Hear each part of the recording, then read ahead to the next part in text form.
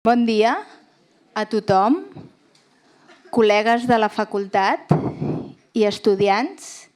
Sigueu tots molt benvinguts a aquesta lliçó inaugural de la Facultat de Traducció i Ciències del Llenguatge. Com veieu, l'acte d'avui compta amb la interpretació de català a la llengua de signes catalana, o de castellà, també de castellà, perquè la conferència serà en castellà, realitzada per part de l'Òscar Argemí i la Marta Mundó. En relació a la llengua de signes catalana, com ja sabeu, és una de les llengües de treball de la facultat i som l'únic centre on actualment et pots preparar oficialment per ser intèrpret en llengua de signes catalana. I aquest any estem molt contents perquè des d'aquest curs oferim 5 microcredencials, de moment, en farem més, en llengua de signes catalana, que es complementen amb altres que es posaran en marxa el curs 26-27. Som la primera facultat que ha posat en marxa les microcredencials a la universitat, un programa de la Unió Europea, que se centren en l'estudi i aprofundiment i la interpretació de la llengua de signes catalana i que aposten per un enfortiment de la formació al llarg de la vida de col·lectius amb necessitats de formació requerides pel context social actual. A més, inclouen també aquestes microcredencials una proposta d'estructura modular que permetrà al final accedir a un títol propi. Com que n'estem molt contents i ha costat molt fer-ho per part de tothom, doncs ho hem d'explicar. També hem posat en marxa un títol propi, i això us serveix per tots vosaltres, estudiants de la facultat, sigueu de primer, sigueu de quart, sigueu de tercer, del curs que sigueu, i de segon també, evidentment. Un títol per a antics graduats en traducció i interpretació, llengües aplicades, lingüística, filologies i estudis afins, perquè graduats amb una formació aprofundida en altres llengües puguin esdevenir també, si volen, intèrprets de llengua de signes catalana, perquè ja hi ha tota una base lingüística, tota una formació que permet amb molt poques assignatures, amb molt pocs crèdits, aconseguir aquesta interpretació en llengua de signes catalana. Perquè hi ha demanda. De fet, ens costa fins i tot... Avui volíem portar alguns antics graduats nostres i tots estan treballant i no podien venir. O sigui, realment tenim molta feina en la interpretació en llengua de signes catalana. I ara deixeu-me presentar la lliçó inaugural d'avui i el nostre conferenciant. Estem molt, molt, molt contents d'haver pogut portar en Miguel Ángel Jiménez Crespo, professor de la Universitat de Rutgers dels Estats Units. Això no passa cada dia i estem molt contents. I a més és una persona, un professor molt, molt enfeinat i estem molt contents que hagi pogut trobar aquest moment. Doncs li vull agrair, com és natural, en aquestes ocasions vull començar la meva intervenció agraint al conferenciant, el professor Miguel Ángel Jiménez Crespo, que hagi acceptat la invitació que li van fer ara fa uns mesos, abans de l'estiu, per poder impartir aquesta lliçó inaugural. Moltes gràcies de part de tota la facultat. Aquesta lliçó inaugural, els que sou estudiants de primer no ho sabeu, però realment és un acte molt bonic que marca una llarga tradició, que és l'inici del curs acadèmic, que podem dir, ja sou estudiants de la Universitat Pompeu Fabra i els altres seguim estudiant i seguim creixent professors i estudiants. I realment és un acte que ens agrada molt perquè la universitat, com a centre de formació i difusió del coneixement, també ha de ser un centre de reflexió crítica, suposo que en aquests moments tots ho tenim molt clar, i aquesta conferència d'avui també ho serà. Quan l'equip que gestiona la direcció de la facultat, tots els que portem el deganat, que som uns quants, pensem en algú per impartir aquesta conferència, intentem trobar sempre una persona que ens pugui fer pensar sobre la nostra professió i que posi el diàleg entre el que fem i el món actual. Per això la conferència d'avui. I en aquest sentit és una sort, com us deia, poder comptar amb el professor Jiménez Crespo per impartir aquesta conferència inaugural o lliçó inaugural centrada en la intel·ligència artificial com a eina per a la professió de la traducció. I deixeu-me que us el presenti breument.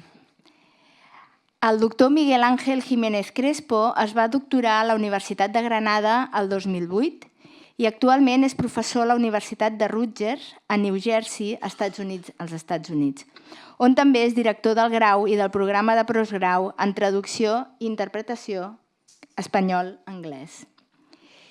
Té una trajectòria internacional molt important. Va estudiar a la Universitat de Glasgow i a la Universitat Estatal de Lingüística de Moscou. Allà va ensenyar llengua espanyola i traducció. Als Estats Units va treballar 6 anys a la Universitat de Carolina del Nord, on va ser professor de rus i va dirigir el programa Study Abroad d'espanyol. És un investigador molt reconegut de la disciplina dels estudis de traducció. De fet, molts de vosaltres que sou professors el coneixeu, l'heu llegit moltíssim i els estudiants espero que també el pugueu llegir. Té publicacions a les millors revistes del camp i editorials de gran difusió i prestigi. Al llarg de la seva trajectòria s'ha centrat com a objecte d'estudi en la relació entre la tecnologia i la traducció, un fet que és evident que ens ha d'interessar, tant en la recerca sobre les traduccions com en la formació i capacitació dels traductors. De fet, podríem agrupar els seus estudis en 3 línies. Traducció de gèneres textuals condicionats pels mitjans de publicació digitals. En aquest sentit, ha publicat llibres i té estudis de cas molt interessants, com per exemple un estudi sobre els canvis de registre en el lèxic especialitzat que es produeix quan es tradueixen webs d'informació mèdica. Tots els que feu l'assignatura de terminologia, llenguatges especialitzats, etc., podeu aplicar-vos per aquí. L'impacte de les tecnologies digitals que han tingut també una altra línia és l'impacte que les tecnologies digitals han tingut sobre l'evolució de la traducció col·laborativa i altres noves formes de treball. I una tercera línia podria ser, com és el que està fent molta gent ara intentant fer, ell ho fa bé, l'impacte de la traducció automàtica i de la intel·ligència artificial sobre la professió del traductor, que és el que avui ens proposarà com a reflexió. La tecnologia és també en la base de la seva metodologia de recerca, ja que és un expert en la compilació i l'ús de dades textuals, els corpus, els famosos corpus, per l'estudi de les traduccions. En alguns dels seus treballs ha combinat aquesta exploració dels textos amb metodologies experimentals sobre la recepció dels textos per part dels usuaris. A més, ha impartit moltíssimes conferències plenàries, ara està fent una volteta per Europa, ens ha dit fa uns dies, i seminaris per tot el món, i forma part dels consells editorials i de comitès científics de diverses revistes estrangeres i espanyoles, com Meta, entre d'altres. És un honor i un plaer que sigui avui aquí amb nosaltres per dictar aquesta conferència inaugural. Per tot això, us deixo ya amb la conferencia titulada ¿Y si llegó la inteligencia artificial para inspirarnos y ayudarnos? La sinergia humano-máquina en el ejercicio y la investigación de la traducción. Li cedim, doncs, la paraula. Moltes gràcies. Muchas gracias.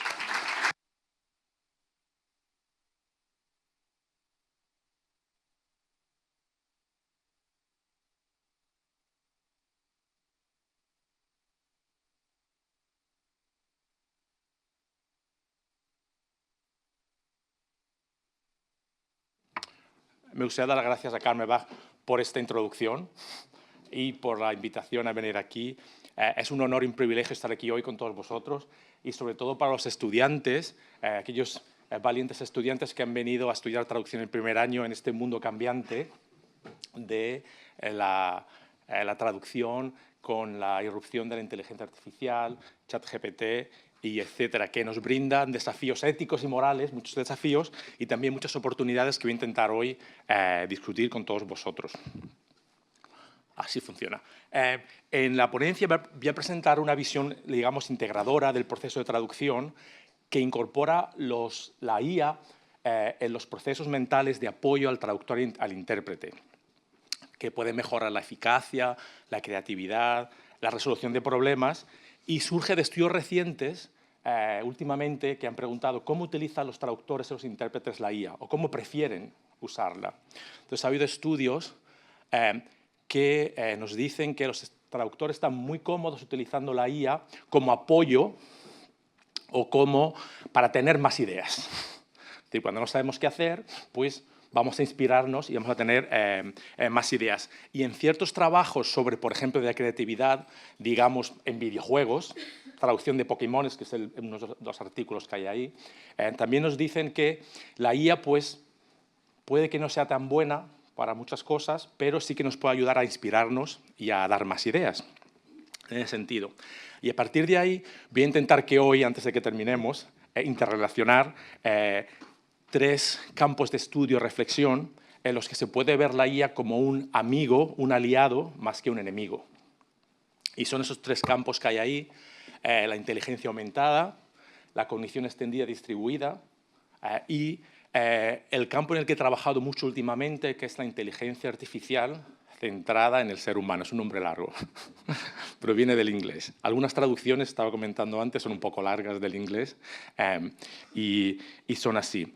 Pero antes de hablar de este triángulo, que os voy a comentar como apoyo, sí que voy a hacer durante 10 minutos un discurso muy crítico con la industria de la inteligencia artificial y cómo nos abogan a que nos veamos como que la profesión va a desaparecer en ese sentido. Más que ser un aliado, puede que sea un enemigo, puesto que nos puede hacer desaparecer.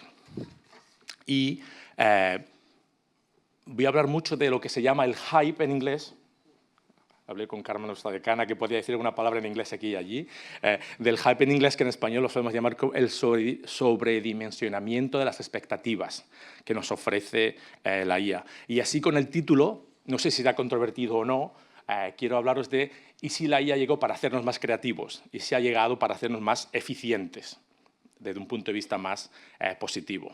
Vamos allá, ¿no? Pues vamos a ver, hace ya 3 años que surgió ChatGPT, lo sabéis, ¿no? Y ha supuesto una revolución social, mediática, y la traducción y su investigación parece que estamos siempre en un precipicio constante, que algo está pasando. Yo he estado este año en múltiples conferencias sobre cómo va a ser la enseñanza, la investigación, el viernes voy a estar en Tarragona, etcétera, y hay investigadores que llaman que puede ser la 4ª revolución industrial. Y comparan este avance en inteligencia artificial con cuando surgió la prensa, con Gutenberg en el siglo XV, con la Internet, que fue otra revolución digital, en los años 80 y 90, etc. Y está marcada esta revolución, dicen, por avances en inteligencia artificial, robótica, nanotecnología, biotecnología, etc. Y también hay investigadores que nos dicen que nos obliga también a veces a mirar a reconceptualizarnos a nosotros mismos como hombres, como qué somos nosotros. En ese sentido, os quería traer un libro que me encanta, de Shannon Ballor, no sé si alguien la conoce. Es una filósofa de inteligencia artificial que tiene un libro que se llama El espejo de la IA, de AI Mirror, en el que dice que constantemente los humanos estamos mirando en la IA como algo muy poderoso, como algo casi como un dios o algo así, y al mirarnos a ese espejo creemos que nos vemos, como la IA traduce o hace esto como un humano, tiene empatía como un humano. Y sin embargo, lo que estamos viendo es algo falso, es algo que no existe. Si el reflejo, ella dice que igual que Narciso se miraba en un espejo, lo que vemos no es real. Nos estamos comparando con algo que no es real. Y ese foco en lo que significa ser humano es parte de lo que os voy a contar hoy. Ahí está el espejo, porque al fin y al cabo la IA son ceros y unos.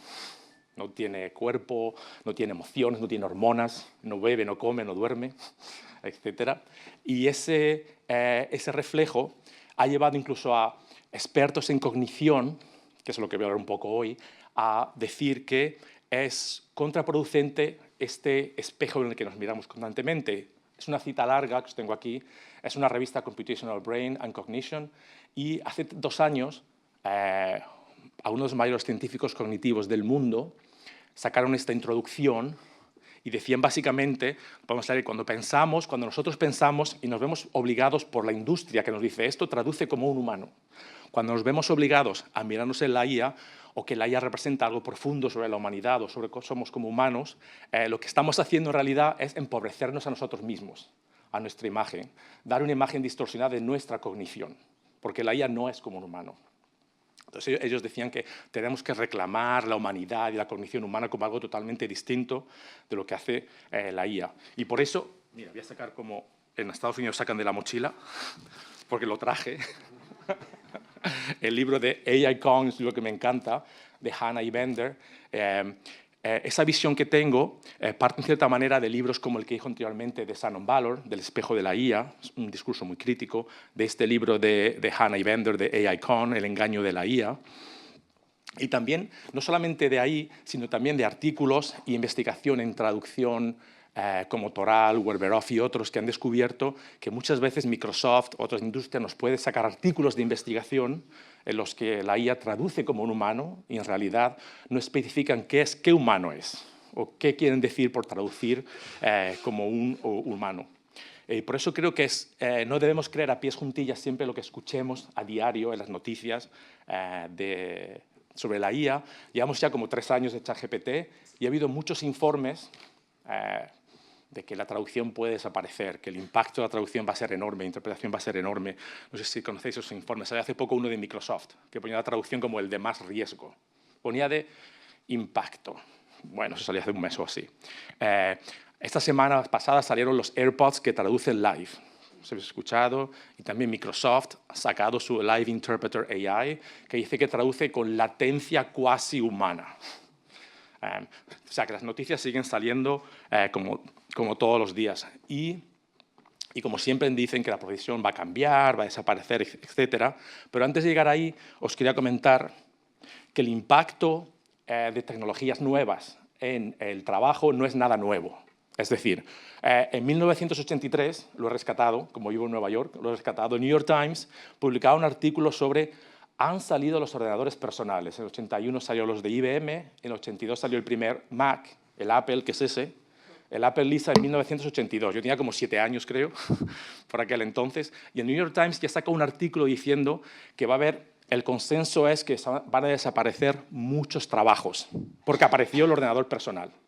Hoy en día lo vemos como un aliado, una herramienta de productividad, y nadie diría, hoy el Mac nos va a quitar el trabajo a ninguno de nosotros. O sea, que ese impacto, ese miedo al impacto es algo... También podemos volver a la revolución industrial, he querido ir a algo más reciente. En 2017, Microsoft sacó un artículo también muy básico que decía, el Microsoft Translate lo hace igual que un humano. Eso en el 17. En el 18, Henry Liu, que era el presidente o es el presidente de FIT, decía, no habrá traductores en 2025. Mirad el calendario, estamos en el 25, tenemos a estudiantes que están empezando ahora a estudiar, o sea que sería así. Y en el 25, hoy, todavía hay noticias que la IA es casi como un humano, o sea, ¿cuántos años serían? Como 8 años después, ¿no? De esto. ¿Y por qué en el 17, 18 se comentó, no sé si sabéis, que iba a desaparecer la traducción ya hace 8 años? En el 17 salió un artículo, no sé si alguien conoce este artículo, seguro que si alguno hay por aquí, lo conoce, Attention is all you need, un artículo de ingenieros de Google, que se llama Attention is all you need, que presentaba una revolución que eran los transformadores con atención, que es la base de Google Translate, de la traducción automática neuronal.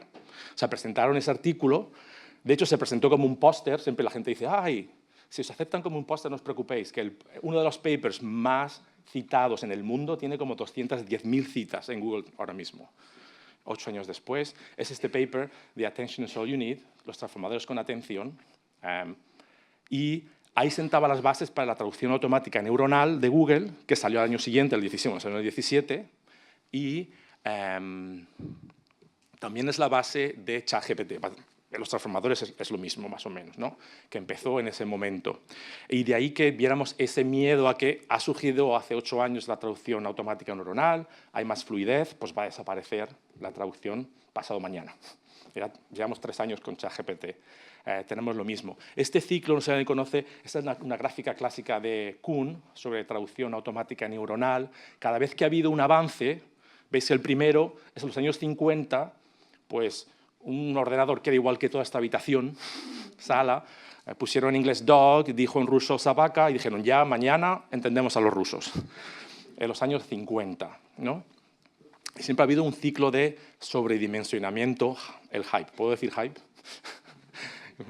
El hype, la estadística, la neuronal, y he puesto una flecha un poco rara, pero es como ChatGPT que se continúa igual. Sí que hay una meseta de productividad, evidentemente, la traducción es muchísimo mejor que en 2017 o anteriormente con la estadística. Sí que hay mucha cicla, pero vemos que ese ciclo se repite constantemente. Y además, este ciclo no es único de la traducción. Quiero siempre recordaros, yo cuando tengo conversaciones con psiquiatras, con programadores de ordenador, de computación, etc., me preguntan lo mismo a mí, yo le digo, ¿y tú qué? ¿No? Con periodistas, que me dijeron que hablar con periodistas, le digo a los periodistas, ¿qué estás utilizando tú? Y me dicen, estoy resumiendo. Los periodistas también tienen herramientas de ella, todo el mundo tiene.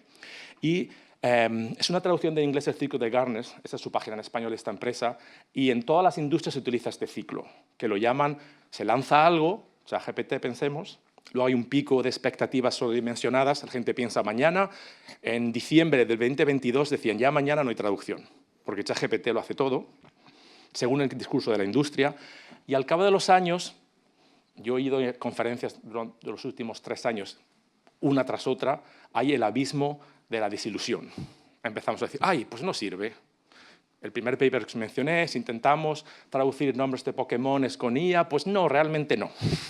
¿No? Siempre un abismo de la desilusión. Y eso pasa en cualquier industria, pero poco a poco sí que tenemos que estar conscientes de que hay una rampa de consolidación, vamos incorporando, y llega un momento en que los traductores, yo hablo de traductores, encontramos cómo utilizarlo de manera productiva, eficiente, como nos gusta a nosotros. Y vamos viendo, por ejemplo, los artículos que os comenté, que nos gusta la inspiración, como ayuda de ideas, y voy a tratarlo más adelante. Llegamos a la meseta, se llama la meseta de la productividad. Pensemos, por ejemplo, que hoy en día todos utilizamos Google Maps y nadie se queja de que nos guíe. Todos utilizamos los correctores ortográficos y nadie se queja de... Nadie te dice, eres perezoso porque no te sabes todas las palabras en español y catalán, ¿no? O sea, que sí que los utilizamos como queremos nosotros. Y antes de terminar con ese ciclo de sobredimensionamiento que hablamos de humanos y de máquinas, porque siempre vemos ese discurso que estoy repitiendo de la IA lo hace igual que un humano. Tenemos esta dualidad humano-máquina que se ve muy a menudo y no debemos caer en esa trampa. A ver por dónde voy. Un segundo. Por aquí. Ahí lo he puesto, está allí. Este es el último que salió. En esta dualidad humano-máquina. En el artículo de Toral, este artículo es 2017, publicó otro en el 20, se hablaba del concepto de paridad humano-máquina, que es algo cuando la máquina hace algo igual que un humano, se supone, ¿no? En este discurso que veréis en los periódicos, en la televisión, siempre se reporta, veréis que siempre se habla de la paridad humano-máquina, pero el humano puede ser ¿qué humano? En el artículo de Microsoft, que decía en el 17, ya Microsoft traduce igual que un humano, Antonio Toral miró dentro, fue el primero que publicó, y vio que los humanos eran bilingual crowd workers, eran estudiantes de inglés en China a los que le daban micropagos. Es decir, el artículo no decía, Microsoft traduce como el estudiante medio en China que aprende inglés en el instituto. Imaginaros si dijeran, en España, en Cataluña, en Barcelona, Microsoft más o menos es igual que los niños que aprenden inglés en el instituto. No decía eso, decía humano. Entonces, muy a menudo se utiliza ligeramente la palabra, esta dualidad humano-máquina, en la que no deberíamos caer, porque, por ejemplo, no sé si alguien conoce esa foto, la primera, en el 93, Garry Kasparov era el campeón mundial de ajedrez. O sea, el mejor humano experto en una tarea, ¿no? Y el Deep Blue de IBM le ganó al ajedrez. Es una tarea muy concreta, no tiene emociones, no tiene creatividad, es como algoritmos de calculación, ¿no? Entonces le ganó. Eso sí que dio las vueltas al mundo, como diciendo, el ordenador le ha ganado al mejor humano que hace esto en el mundo. Pero veréis que en el artículo de Microsoft no ponía, este verano, por ejemplo, hubo en Nueva York un examen para Naciones Unidas de español. Algunos estudiantes míos lo hicieron, no sé si pasarían o no.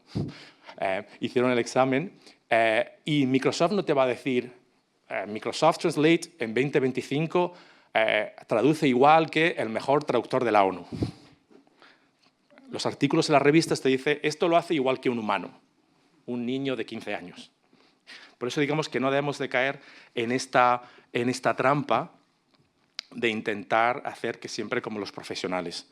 Sabemos realmente que los profesores... He puesto muchas citas, como soy profesor, hay muchas citas, pero vemos que hay una cantidad enorme de estudios que sí que nos dicen que los humanos traducimos diferente y mucho mejor que las máquinas, que ChatGPT en sí. Y aquí, como habla de creatividad, sí que, por ejemplo, en literatura y en creatividad hay investigadores como Dorothy Kenny y Winters, Anna Toral, que tiene, sobre Toral, y Anna Werberoff, que tiene una beca enorme sobre traducción de creatividad y Machine Translation, han demostrado muchísimas veces de que los humanos, cuando no utilizamos la máquina, traducimos mucho mejor, mucho más creativo. Y lo más importante que os quiero también comentar es que la creatividad también requiere de la recepción. Entonces, ellos hacen estudios de recepción y cuando se compara la recepción de una traducción literaria poseditada, hecha por humano o hecha por ordenador, siempre la que es humana sin utilizar traducción automática se recibe como más creativa. Yo lo leería más engagement, que se llama en inglés. O sea, que son traducciones mucho más cercanas. Entonces, sí que se puede traducir con posedición, se puede traducir con la máquina, pero de ahí a que el lector, como una oferta de información, que el lector lo vaya a leer o disfrutarlo, hay un trecho enorme. Otro ejemplo que quería deciros, no sé, porque vosotros vais a pasar exámenes dentro de poco, algunos que vosotros dentro de 4 años, hoy en la carrera. Hay una tesis de máster pequeña de Marshall, en la Universidad de Brigham Young, que hace 2 años empezaron a salir noticias que ChatGPT pasa los exámenes de abogado en Estados Unidos. ChatGPT pasa los exámenes de médico en Estados Unidos. No sé si alguien lo ha leído, como que puede pasar exámenes. Y solamente que yo sepa, esta tesis de máster vio si se podía pasar ChatGPT a los exámenes de traductor, ¿no? Que es algo interesante, que nos interesa. Alan Melby y Jeff Covey en Estados Unidos tienen todos los exámenes de la ATA, que es como los exámenes de certificación para ser traductor certificado en Estados Unidos. Yo soy traductor certificado allí. Imaginaros que alguien en España tuviera todos los exámenes de traductor jurado del Ministerio de Asuntos Exteriores. Ese es el ministerio, ¿no? Sí. Sí. Y dije, vamos a compararlo, pero por ver simplemente por dónde quedan, más o menos. Entonces, ella observó que en los textos generales ChatGPT estaba cerca del humano. En los textos especializados, porque hay 2 textos, el general especializado, estaba bastante lejos del humano. En combinación, estaba muy lejos. La tesis está online gratis. Estaba muy lejos. O sea que ella dice más o menos que el nivel de ChatGPT se compara a la persona media que suspende. Y en Estados Unidos, los exámenes de ATA, yo enseño mucho a mis estudiantes, también damos clase de traducción para los juzgados, Court Interpreting, ellos quieren pasar, y en Estados Unidos no hace falta tener una licenciatura en traducción porque hay muy pocas, o sea que la persona que se presenta al examen no suele estar como una persona, un bilingüe medio, y más o menos ChatGPT está cerca del bilingüe medio, que se parece a lo de China, lo que hemos dicho antes de China, como el bilingüe medio sin especialización y práctica en traducción. Y una cosa interesante, también se ve en literatura, es que los errores son totalmente diferentes. Aunque el nivel, si te hacemos una raya en numérica, el nivel es como parecido a la persona que suspende, los errores son muy diferentes. O sea que sí que la traducción, tenemos que ver que la traducción, las dos hacen traducciones muy, muy diferentes. Sí que últimamente surgen algunos artículos, con Patrick estuvimos en Harvard hace poco, la Escuela Médica de Harvard hicieron un estudio y decían, ¡ay, ChatGPT es mejor que el humano! Y estaba Josh Morgan, que estará aquí esta semana, por cierto, de Dublin City. Decían que el 53% de las traducciones, 53, las de ChatGPT, eran las instrucciones cuando alguien se sale del hospital, o dejan salir del hospital. Sí que era casi igual, pero yo con ellos he hablado, cuando definen traducción profesional son las traducciones que había en el hospital durante 1 año. O sea, que tampoco se sabe realmente, tenemos que ser muy críticos con la metodología o el que hizo Antonio Toral. ¿Quién es el humano? Como te dicen, un humano, un profesional, ¿qué certificación tienen? ¿Quién han hecho estas evaluaciones y cómo lo han hecho por oración, por texto completo, etcétera? Tenemos que ser muy críticos con esos estudios así. Y a menudo, como vemos, pues hay ese ciclo de sobredimensionamiento y sí que quería como mensaje decir que seamos muy críticos con lo que escuchamos de la industria y también a veces con los estudios de investigación, si pudiéramos. Vamos entonces a ver la segunda parte, a la integración del humano-máquina. Yo os he intentado comentar sobre este ciclo de sobredimensionamiento para sustituir o mejorar o apoyar los procesos cognitivos. Y eso está más cerca de ver la pregunta que os dije antes, es si llegó la IA para sustituirnos o mejorarnos en ese sentido. Aquí hay un repaso rápido de la IA, supongo que lo sabéis, que la inteligencia artificial surgió en el 55 y el objetivo era sustituir al humano, o que la máquina haga tareas, o el algoritmo haga tareas que lo hagan igual que un humano, que pueda reemplazar a un humano o con supervisión mínima. Esto no tiene por qué ser nunca realmente malo. En Estados Unidos hay muchas máquinas que utilizamos hoy en día y una anécdota que quería comentaros, en Estados Unidos ya hay taxis autónomos, es decir, como Uber pero sin gente.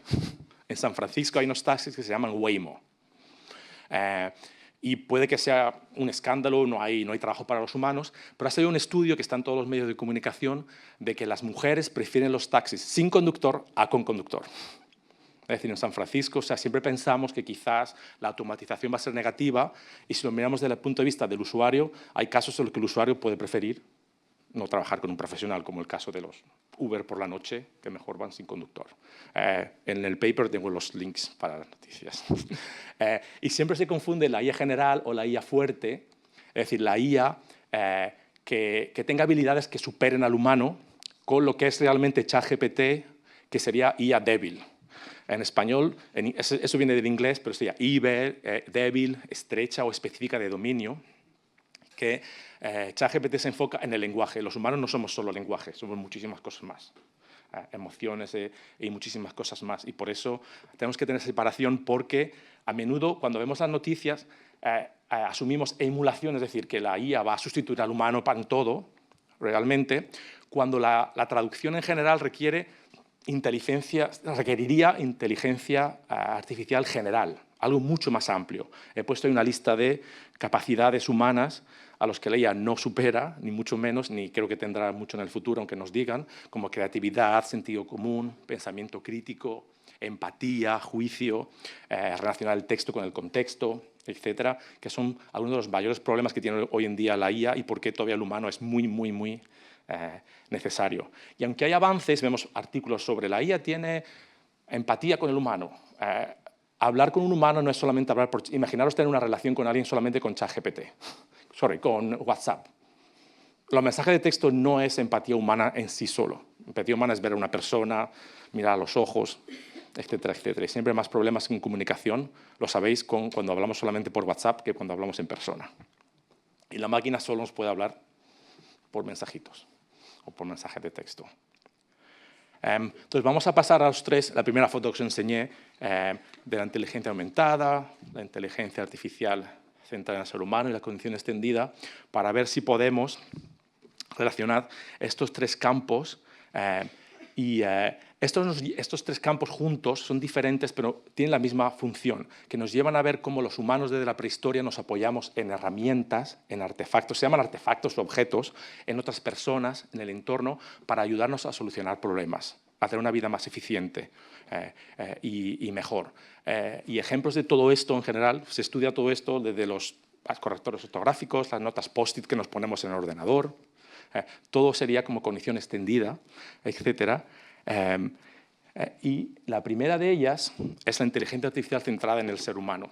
Esta es un área nueva de conocimiento. Hace poco publiqué un número especial de una revista sobre esto en traducción y surgió como contrapeso al discurso que os he dicho anteriormente. Es decir, cuando escuchamos constantemente de la industria de los algoritmos, hubo una corriente que dice, no, vamos a centrar la IA en los valores humanos, en las preferencias de los humanos, en nuestros valores éticos, lo que queremos nosotros, etcétera. De ahí que surgiera. Y la IA sitúa al humano en el centro del ciclo de la inteligencia artificial, en ese sentido, y trata de, sobre todo, no sé cuáles tengo aquí, de aumentar, guiada por los valores humanos, en aumentar o mejorar las capacidades del humano. Las traducciones son todas mías, son del inglés, pero son mías traducciones. En mejorar las capacidades del humano en lugar de reemplazarlas. Es decir, vamos a tener un campo de investigación y de reflexión que sea, vamos a tener la IA, pero para mejorar al humano. No como otros sitios que tenemos el ejemplo de vamos a crear IA para sustituir al humano, sino que desde el principio sea vamos a ver los valores del humano, qué prefiere el humano, qué valores éticos, morales tenemos y crear IA según nuestras preferencias. Esa definición, ahí ya empieza un poco a haber más de texto en esta parte de la charla. Es una definición clásica. El investigador que todo el mundo menciona de inteligencia artificial centrada en el ser humano, el acrónimo que lo he dejado en inglés, Human Centered AI, ¿okay? Human Centered AI dice que se enfoca en amplificar, aumentar al humano, que es lo que hemos hecho dicho anteriormente, pero la definición pone mejorar su eficacia y su creatividad. O sea que del inicio de este campo de investigación se nos habla de que vamos a centrar la IA en el humano y vamos a hacerlo más creativo, entre otras cosas. Mejorar la sociabilidad también, hay más cosas ahí. Y se nos habla en este campo de la inteligencia artificial centrada en el ser humano, voy a tener que decirlo muchas veces, creo. Inteligencia artificial centrada en el ser humano, se nos habla de que no es dejar a la IA aparte, sino vamos a centrarnos en los puntos fuertes de cada uno, del artefacto y del humano, y complementarlos, siempre bajo control humano. Es decir, el humano tiene la autonomía y tiene el control para utilizarlo como crea y quiera. Y hay gran cantidad de campos que están utilizando esto, desde desarrollar vehículos autónomos, ciudades inteligentes, parques para niños con minusvalías, con habilidades diferentes, perdón, etc. Y se está extendiendo por muchos campos, intentando primero saber qué necesita el usuario y después crear IA para apoyar y sustituirlo, para hacerlo más eficiente en ese sentido. Y Susan Valor, la filósofa, ¿recordáis el espejo de la IA del principio? Ese espejo al que no tenemos que mirarnos, estilo como Cenicienta, bueno, de Blancanieves, ¿no? Es Blancanieves el cuento, en el que no tenemos que mirarnos y compararnos tanto. Nos dice que ChatGPT no es centrada en el ser humano. Y eso es muy claro porque ChatGPT se creó, alguien tenía los ordenadores, los chips NVIDIA. Es algo espectacular, no penséis que yo estoy como pensando mal de eso, es algo totalmente espectacular que yo utilizo, pero dice que no es centrada en el ser humano porque se creó, se nos echó a los humanos y de repente estamos todos los profesores, los traductores, las empresas, la industria, intentando pensar qué hacemos con esto, cómo lo usamos, cómo lo integramos, ¿ok? Y de hecho eso se confirma que este verano Altman, que es el CEO de ChatGPT, en una entrevista dijo, pues no sé por qué los humanos se fían tanto. Yo no me fiaría tanto de ChatGPT. O sea, que directamente nos decía que nos estamos fiando demasiado de ChatGPT y que tendría que ser la sociedad la que creara, cuando decimos, ChatGPT tiene que tener límites, pues él dijo, pues que sea la sociedad la que los cree. Yo no tengo por qué crearlos. Y ahí vemos que no es una herramienta centrada en el ser humano, en ese sentido. Porque uno de los objetivos principales de Schneiderman, que es el investigador que os he dicho antes, dice que el objetivo de la Human Centered AI es hacer la tecnología más fiable, segura y confiable. O sea, una tecnología segura que podamos fiar. Y evidentemente sabemos que de ChatGPT, en traducción, no os fiéis, para los estudiantes. No debemos de fiarnos. La inteligencia aumentada, que es el segundo, empezó en Estados Unidos en el ejército, hace ya los años 60. ¿Quién no ha pensado como Superman en ser como aumentar la cognición y ser mucho mejor, ¿no? Eso es un sueño humano desde siempre. Y la definición era como aumentar la capacidad de un individuo para abordar problemas, situaciones, y comprender mejor el problema, tener mejores soluciones. Y él decía algo así como que, pues, aumentar la inteligencia humana puede ser comprender algo más rápido, soluciones más rápidas, mejores soluciones, o encontrar soluciones que antes parecían imposibles. Si pensamos en traducción, no es lo que hacemos nosotros a diario. Nos apoyamos en herramientas para encontrar mejores soluciones, entender mejor el texto, buscar soluciones que parecían imposibles. En traducción siempre existe el debate de la intraducibilidad, ¿se dice en español así? Sí, ¿no? O sea, que es algo, o sea, que eso ya surge de los años 60 y hoy en día sigue siendo un campo muy importante, la aumentación. Por ejemplo, las gafas estas que tenemos con inteligencia artificial las ponen como un ejemplo de augmentation. Yo que estoy hablando para vosotros ahora, hay estudios que utilizan las gafas para ayudar al que habla a no ponerse nervioso. Es real. Para escanear las caras del público y decirle mensajes que no se ponga nervioso. ¿Quién utiliza la inteligencia artificial? No sé si ese es un informe de la Unión Europea, el ELIS, que los investigadores lo conoceréis, y los estudiantes les encanta utilizar ChatGPT. Y los profesores también, según este año, inteligencia artificial. De hecho, los usuarios que más intentan utilizar la inteligencia artificial, recordar que la traducción automática neuronal se considera un tipo de inteligencia artificial hoy en día, son los profesores y los estudiantes. Y a los estudiantes que están aquí, desde años vais utilizando ChatGPT, ya sabéis cómo utilizáis, como queráis, más o menos, qué funciones tenéis. Sois lo que se llaman nativos digitales. O sea, uno viene a la facultad ya con lo que ha aprendido antes en lenguas, etcétera, pero también en usos digitales. Es normal que se extienda a la facultad porque entendemos que alguien puede suponer que le ayuda a aumentar su cognición, ¿no? En ese sentido. Hay cosas interesantes sobre la ChatGPT del usuario, cuando os he dicho que quién aumenta sus capacidades, de que en Estados Unidos siguen saliendo artículos de que, y no es la segunda vez que hablo de mujeres y hombres, no me pretendí hacer esto, de que las mujeres utilizan menos ChatGPT que los hombres. Y eso es algo que tienen que investigar y ver. OpenAI, ChatGPT, dijo este verano que ya había igual, aunque antes no, pero este verano había casi igual de hombres, individuos con nombres asociados al género femenino que individuos asociados al género masculino que utilizaban uno y el otro. Eso dice el estudio, esas son las palabras exactas que dice el estudio. Pero siempre había como una brecha. Y como os digo solamente por ver quién utiliza estas herramientas para aumentar su cognición, como apoyarse en un apoyo externo para intentar mejorar. Este es el estudio que os dije en la primera diapositiva de inspiración, el estudio de Rivas, Ginel y Morkens, que le preguntaba a los profesionales o veían que utilizaban, y la primera, no tienes que leerlo todo, pero la primera es inspiración. ¿Ves? O sea que, ¿cómo preferimos los humanos, de The Human Centered AI, aumentar la cognición? Que es lo otro que he dicho, ya lo he dado 2 veces. Era la inspiración, que es lo que he comentado últimamente. También hacer resúmenes, traducir está muy abajo. Siempre es como un apoyo externo para mejorar los procesos, comprender mejor, entender mejor el texto, que más o menos cuadra con los que comenté anteriormente, que era utilizamos herramientas para aumentar nuestros procesos cognitivos, ¿no?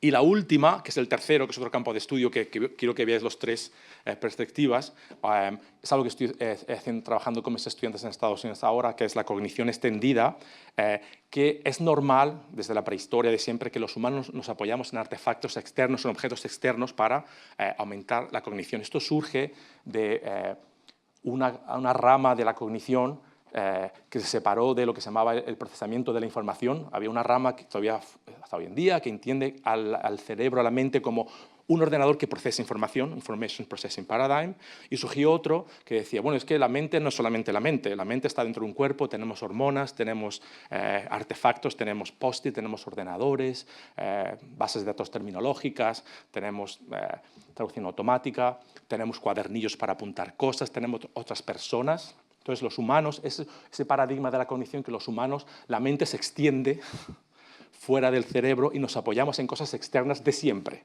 Pensar en vuestra vida diaria. Yo vine aquí con Google Maps, por cierto, que es un ejemplo clásico de cómo 1 o 2 humanos colaboran con una máquina. Así que cuando vamos andando con Google Maps, creamos un tándem humano-máquina que nos vamos ayudando. No es tecnodeterminista, es decir, ¿no? Uno puede salirse por la otra calle y Google nos dice, tuerce a la derecha, tuerce a la derecha.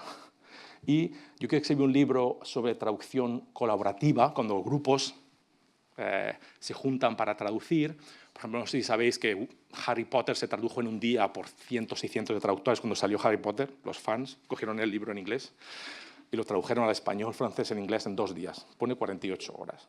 Sería un ejemplo clásico utilizando la Internet y medios digitales. Sería un ejemplo clásico de traducción distribuida, de distributed cognition, es decir, que no solamente utilizamos herramientas, sino nos apoyamos también en personas, otras personas. Ahí, por ejemplo, abajo puse como la persona sola con el ordenador, y allí es un artículo sobre traducción distribuida que pone las diferentes personas y herramientas con las que colabora un traductor a la hora de traducir. En ese sentido.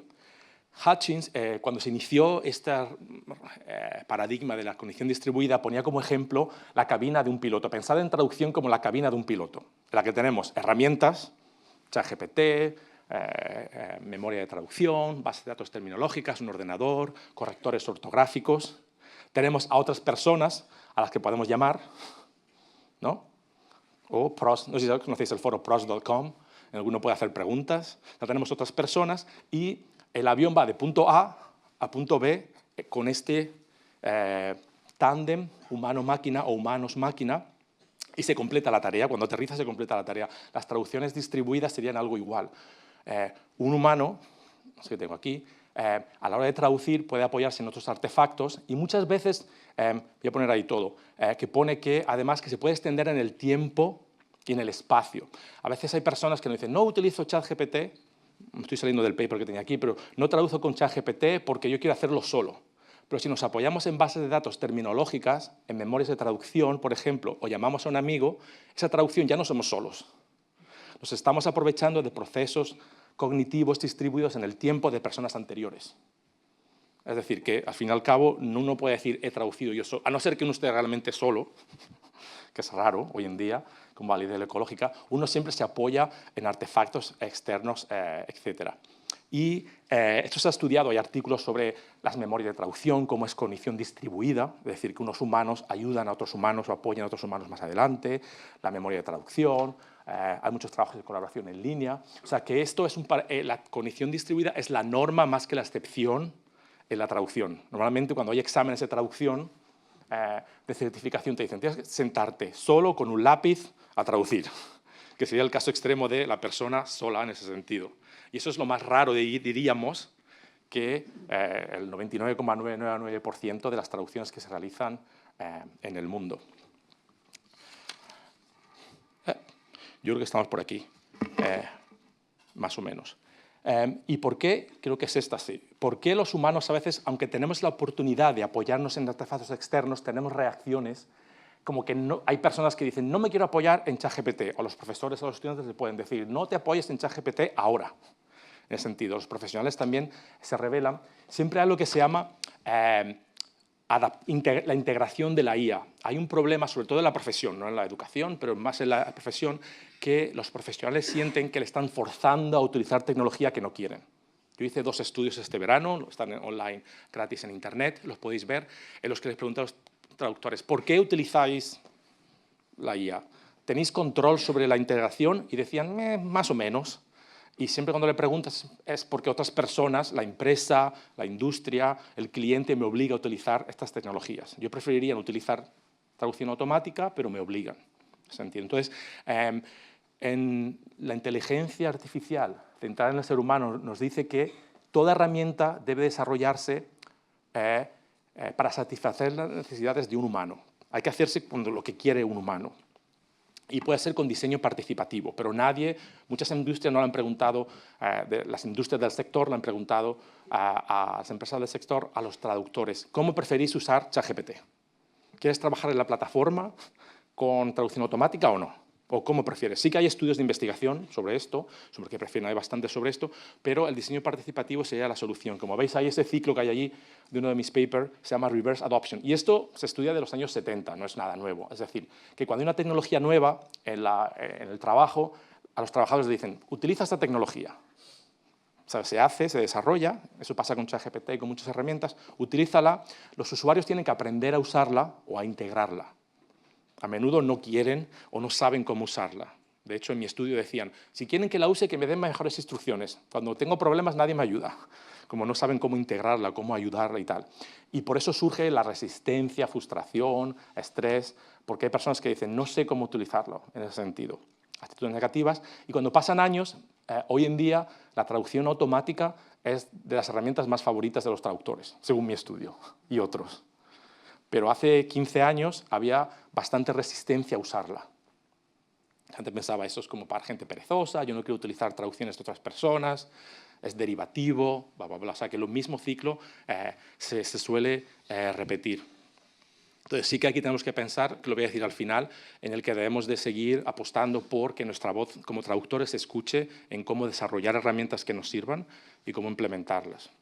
De hecho, MemoQ, una empresa que se llama MemoQ, lo que está desarrollando más o menos es como un gadget que al final, widget al final, uno tiene una traducción y le puede decir, hazlo más largo, hazlo más corto, dame otra idea, que es como algo post, que es lo que estaba mencionando últimamente de inspiración.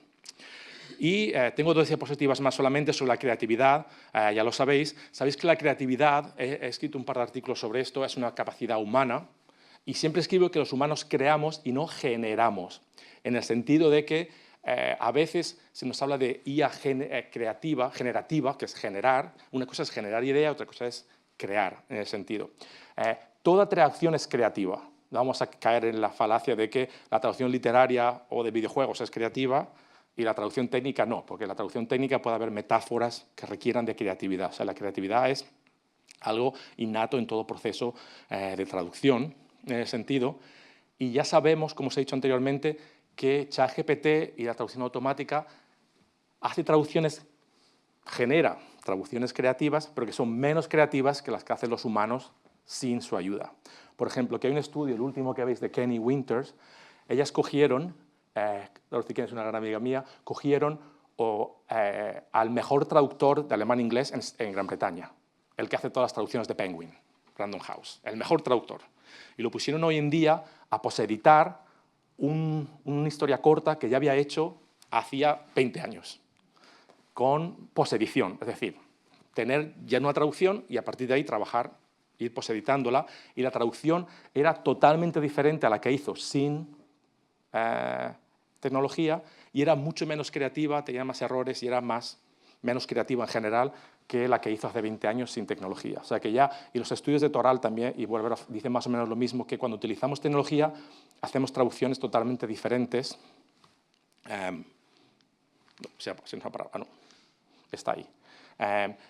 También estudios en arte, en escritura creativa, etcétera, que también nos dicen que lo que os he dicho antes de la recepción del humano, una herramienta de inteligencia artificial puede crear miles de traducciones, miles de cuadros, miles de películas, pero eso no quiere decir, generar, que el humano vaya a disfrutar con ellas, que es lo más importante, porque vemos que las crean traducciones diferentes y se ha estudiado mucho que los humanos percibimos como menos creativa en estudios, como este cuadro, esta historia corta. Directamente se percibe como menos creativo todo lo que hace la IA, porque la creación requiere de la involucración emocional, etcétera, del receptor, en ese sentido. Y los humanos sí que sabemos mejor crear todos esos así. O sea, que ahí he puesto un cuadro, por cierto, ese dibujo está hecho con ChatGPT en 2 segundos, no sé si se nota. Le puse, haz un chico traduciendo, una chica, una persona, puse persona, traduciendo.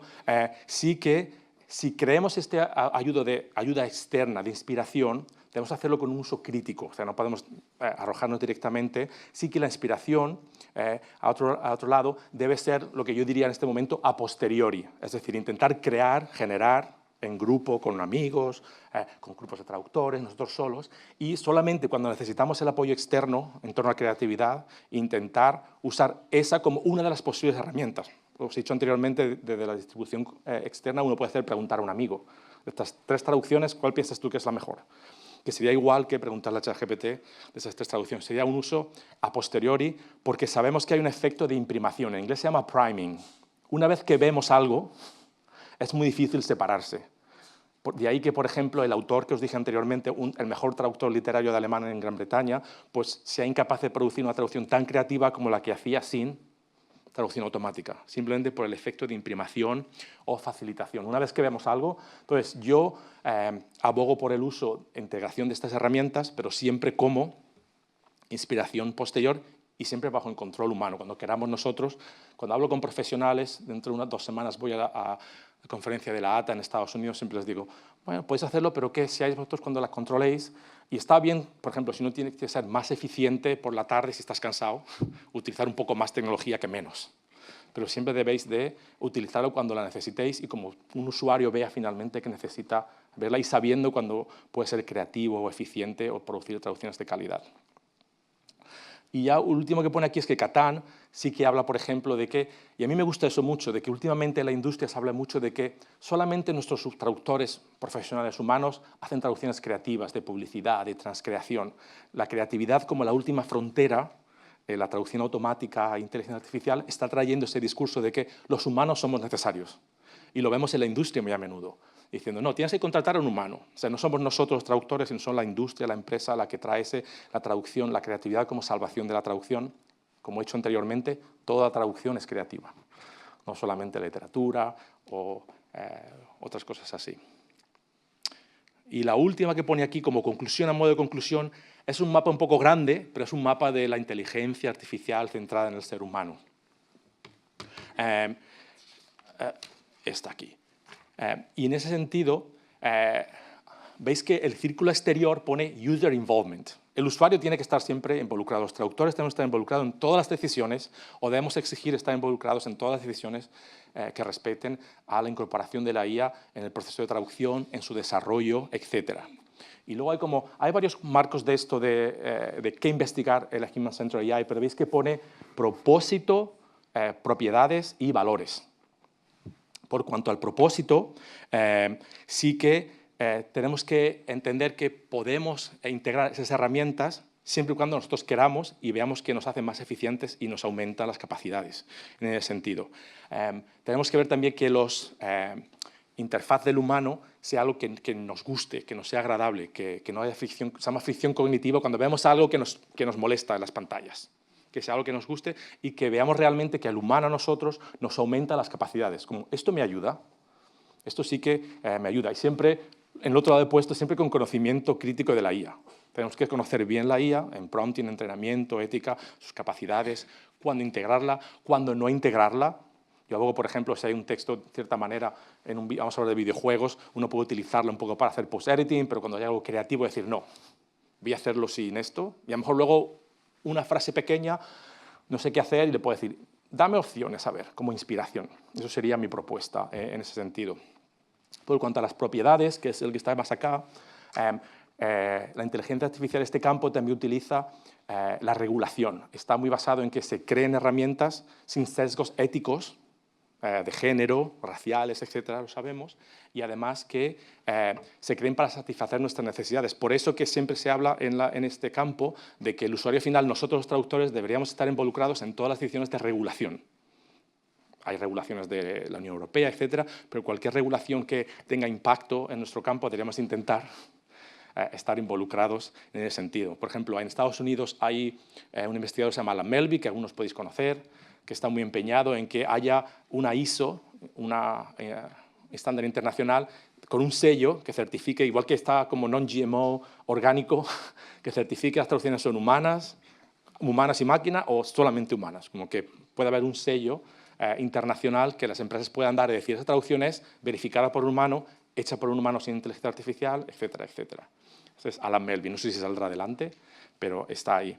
Y el último, que son los valores, sí que tenemos que insistir en que la IA o su uso se ajuste a nuestros valores éticos, morales, etcétera, y que sirva para el bienestar de los traductores y de la humanidad, la sociedad en general. Nuestro bienestar, que sirva para que tengamos tarifas mejores, que nos sirva, que ese es el caso muchas veces, que sea para reducir las tarifas, que la IA nos pueda hacer más eficientes.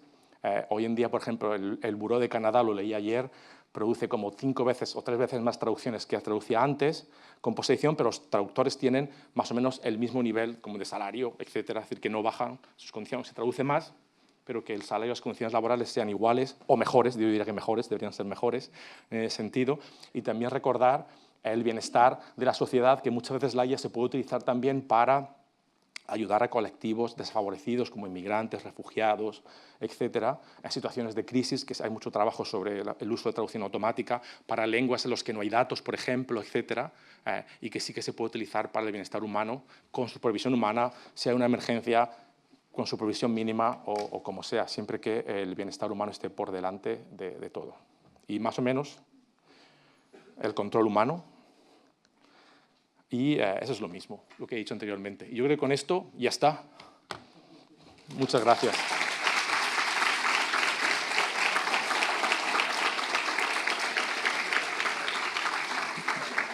Gracias. ¿Puede haber agua?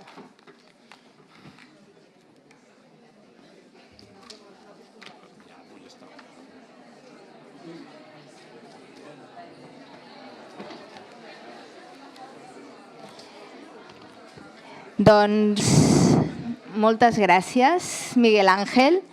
Crec que tothom estarà d'acord que ha estat una conferència, una lliçó inaugural excel·lent, molt suggeridora i molt estimulant, que ens ha demostrat que com a estudiants heu de ser crítics i empàtics per aconseguir una veu pròpia, que és necessari establir xarxes col·laboratives per a la vida professional i acadèmica, i aquí us diria apunteu-vos a l'AETI, l'Associació d'Estudiants de Traducció i Interpretació, que aquí tenim estudiants que en formen part, Crec que també ha estat molt interessant, no només per als estudiants de traducció, que tenim tots els perfils especialitzats de traducció, sinó també per als estudiants de llengües explicades, perquè tota la vostra feina com a lingüistes crec que s'ha vist que en la intel·ligència artificial vosaltres encara hi teniu molt de paper en aquest treball crític, empàtic i en relació amb la tecnologia i amb la llengua.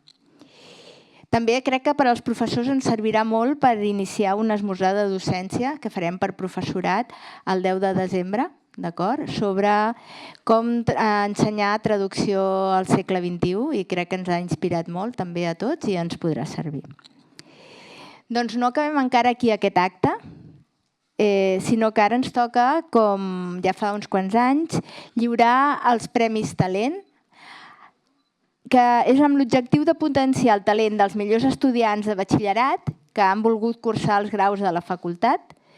Concedirem 8 premis dotats amb 500 euros cadascun i amb aquests premis el que volem és tenir els millors estudiants, i així estem convençuts que ho aconseguim, més implicats també amb la vida universitària. Creiem fermament en aquesta iniciativa i creiem que així podem millorar els resultats dels estudiants i que també això és important per la facultat i que permetrà formar millors professionals en el futur. I ara el que farem és anar cridant un a un els premiats, d'acord? Un moment que busco això. I ens ajudaran a fer aquest lliurament. En primer lloc, el director del Departament de Traducció i Ciències del Llenguatge, en Patrick Salvaescoa. I comencem pels... Aquí la Montse t'ho dona i tu... Pels estudiants del grau en Traducció i Interpretació Accés via anglès. I els premis són per Marta Navarro Bautista. Podeu sortir i ara us donarem un xec. Amb aquest xec, evidentment, no pots anar al banc, no et donaran res, però després ja et farem el lliurament. Hauríeu de... Poseu-vos aquí davant i farem... Aquí estem bé? D'acord. I així anirem fent les fotografies.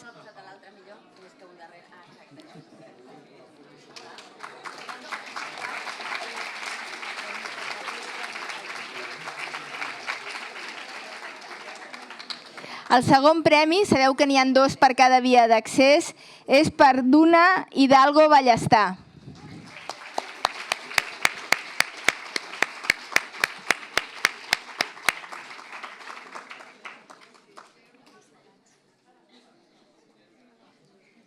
Felicitats. Que vol que se'm vegi a mi també, es veu. Així, doncs ens posem així tots.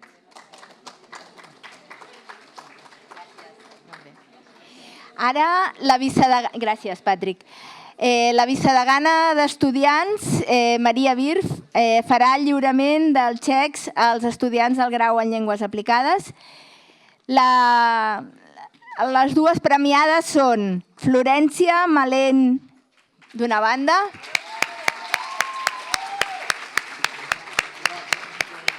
estudiants, necessitem delegats i delegades de curs, aprofito. Estudiants de primer necessitem delegats i delegades de curs, o sigui que jo aprofito. Ja està oberta la campanya, ja us podeu presentar. Felicitats.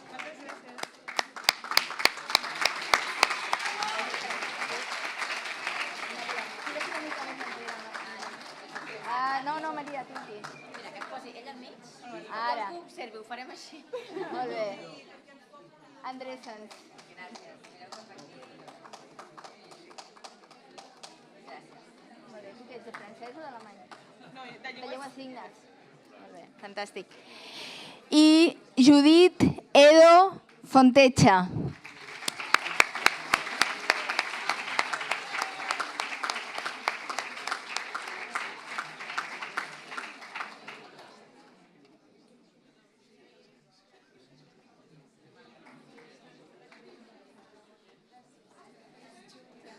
Júlia, m'han dit... Ai, ho he llegit malament. Júlia, perdó. Júlia Edo Fontecha.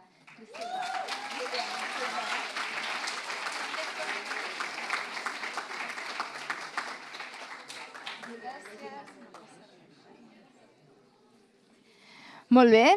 Els següents premis es lliurarà la nostra cap d'estudis de la facultat, la professora Montserrat Conillera, i són per als estudiants del grau en traducció i interpretació d'accés francès, alemany o llengua de signes catalana. I és Clàudia Blaya Lorente,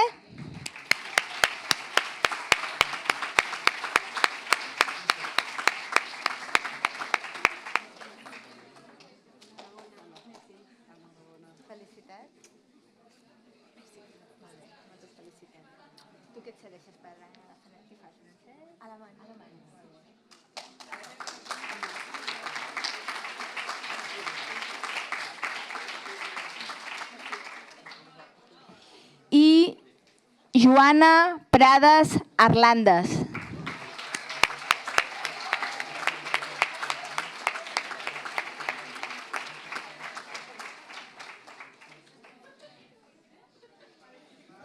A poc anem arribant.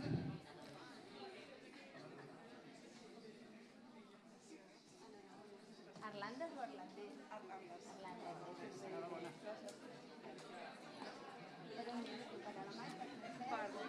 Llengua de signes, molt bé. Abans no m'hi he posat, Bueno, jo abans, quan ho veig... Molt bé. Gràcies, Montse. Molt bé, i ara finalment lliuraré jo mateixa el secretari general de la universitat, el professor Enric Valldoví, que tenim la sort de tenir aquí avui amb nosaltres, lliurarà els premis als estudiants del doble grau en traducció i interpretació i llengües aplicades. Tots són estudiants avui, totes sou estudiants, molt bé. La primera estudiant, Lucía González Manzilla.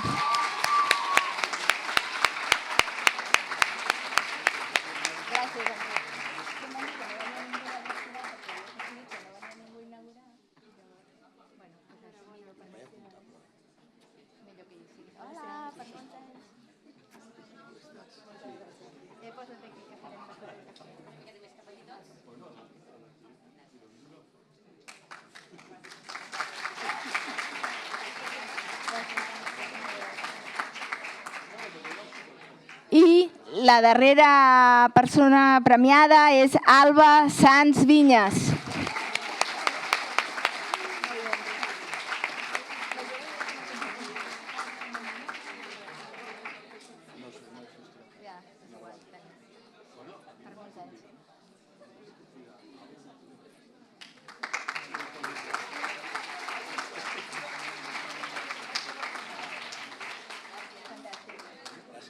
A tu.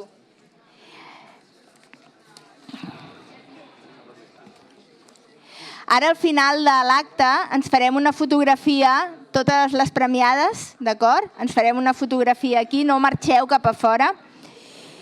I un cop acabats els premis, podrem donar oficialment per inaugurat el curs 2025-26. Us desitjo a totes i a tots molts encerts. I ara a la sortida ho podem celebrar, és dureta, però tindrem unes patatetes i una copa de cava simbòlica. D'acord? I ho podrem celebrar com s'ha de celebrar una inauguració de curs.